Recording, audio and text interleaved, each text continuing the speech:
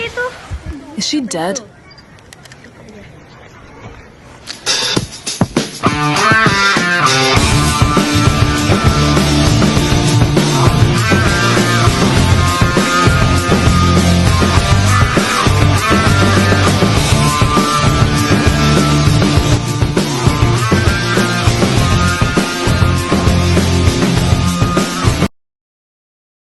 Hai semuanya, kali ini kita bakal ngebahas sejarah yang seru loh. Apa aja ya? Kita bakal ngebahas abad pertengahan, Renaissance, dan juga merkantilisme. Yuk kita simak! Oke, jadi pertama-tama mari kita bahas tentang abad pertengahan. Periode ini masuk sekitar tahun 500 sampai 1000 Masehi. Jadi kalian tahu kan ini adalah penggalan kedua dari pengalaman sejarah Eropa. Betul, setelah abad kuno, terus ada abad pertengahan, dan kemudian zaman modern. Banyak hal menarik yang terjadi selama periode ini. Nah, di abad pertengahan, masyarakat Eropa sangat dipengaruhi oleh gereja Katolik. Gereja itu bukan cuma tempat ibadah, tapi juga pusat kekuasaan dan pendidikan. Ya, dan ada sistem feodal yang sangat kuat. Para bangsawan memiliki kekuasaan di atas tanah dan rakyat, sedangkan petani bekerja untuk mereka. Dan di tengah semua itu, ada banyak konflik, misalnya Perang Salib yang melibatkan Eropa dan wilayah Timur Tengah. Itu juga mempengaruhi hubungan antar negara. Menarik. Tapi bukannya di akhir abad pertengahan juga ada krisis ya? Seperti wabah kegelapan dan juga peperangan. Itu yang menyebabkan semua orang itu bertanya tentang kehidupan mereka. Betul, krisis itu memacu perubahan besar dalam cara berpikir masyarakat.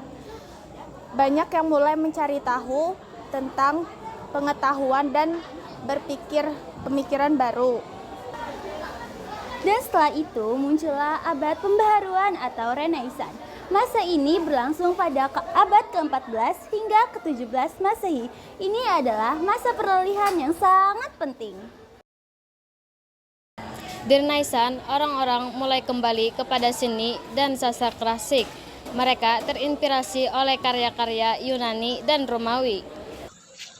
Seniman seperti Leonardo da Vinci dan Michelangelo muncul, dan mereka menciptakan karya-karya luar biasa yang masih kita kagumi sampai sekarang. Dan nggak cuma seni, tapi juga ilmu pengetahuan. Banyak penemuan baru yang lahir di masa ini, seperti penemuan di bidang astronomi oleh Copernicus. Iya, Renaissance itu mengajak orang untuk berpikir lebih kritis dan mempertanyakan banyak hal. Ini adalah awal mula pemikiran modern. Nah, setelah Renaissance, kita masuk ke fase merkantilisme. Ini adalah praktek ekonomi yang dominan di Eropa dari abad ke-16 hingga ke-18.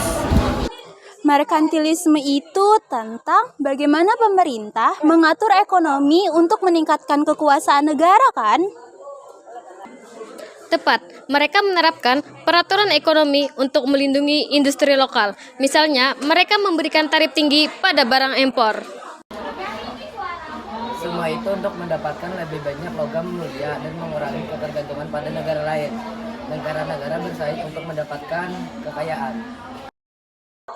Dan yang menarik, ini memicu banyak konflik antar negara, karena setiap negara ingin mendominasi perdagangan dan ekonomi.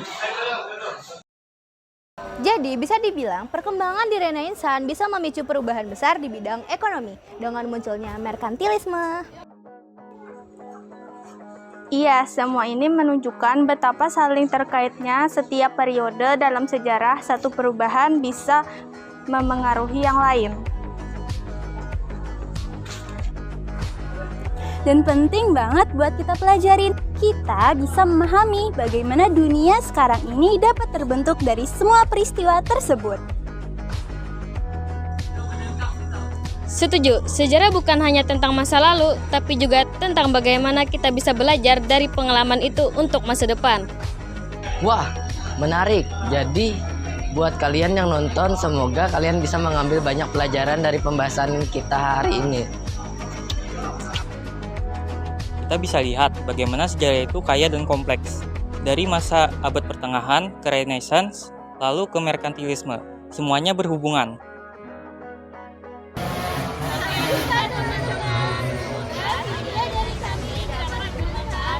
Kita semua.